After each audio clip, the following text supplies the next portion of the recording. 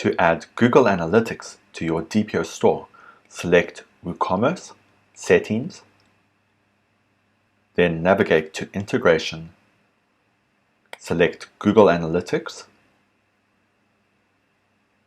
Under Google Analytics Tracking ID, enter your tracking ID, scroll down, and then select Save Changes. Now select Enable Standard Tracking and enable Enhanced E-commerce.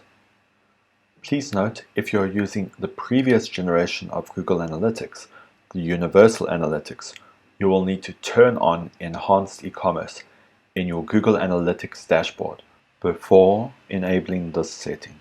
Select Save Changes, and that's it.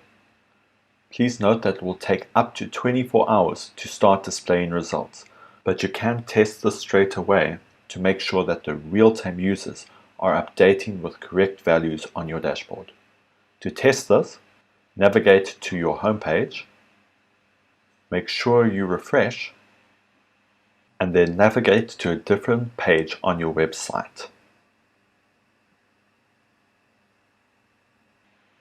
This should prompt a change, and as we can see, Google Analytics is connected correctly to your website. Excellent work.